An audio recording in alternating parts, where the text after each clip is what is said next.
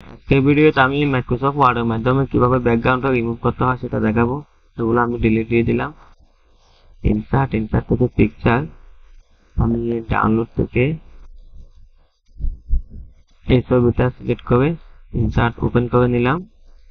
এখন এখান থেকে আমি বিহাইন্ড টেক্সট করে দিলাম। আমি যদি এটাকে যে কোনো একটা ব্যাকগ্রাউন্ড উপরে দিই,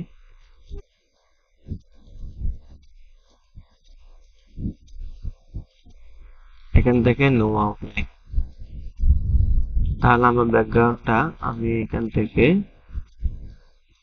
উপরে তুলে দিলাম।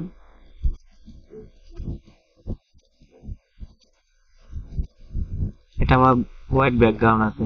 তো এখন আমি ব্যাকগ্রাউন্ডটা রিমুভ করবো। এখান থেকে এটা উপরে তুলে দিলাম।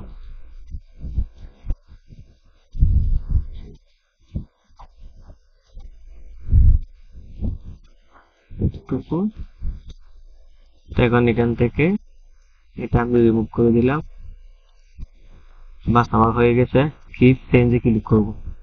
ক্লিক করার পর এটাকে আমি ব্যাকগ্রাউন্ডটা চেঞ্জ করব। এখান থেকে আমি এখানে ক্লিক করব। এখান থেকে আমি জাস্ট এটা দিয়ে দিলাম। ওকে। এটা আমি ফরম্যাট, এটা সাইজ দেব 1.9 1.5, বাস এতটুকু। একইভাবে আমি এটাকেও একটু ছোট করব, 1.9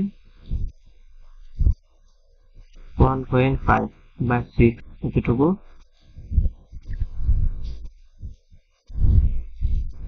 বা আমি একটু চাইলে ছোট করতে পারি। এখন আমি দুটাই সিলেক্ট, ফরম্যাট, অ্যালাইন থেকে আমি সেন্টার, অ্যালাইন থেকে মিডল। এখান থেকে গ্রুপে ক্লিক করলে আমার হয়ে গেছে। একটু এদিকে থাকলে আমি রাইট ক্লিক, এখান থেকে আমি আবার আনগ্রুপ করে এটাকে আমি একটু নিচে নিয়ে আসলাম। বাস, হয়ে গেছে।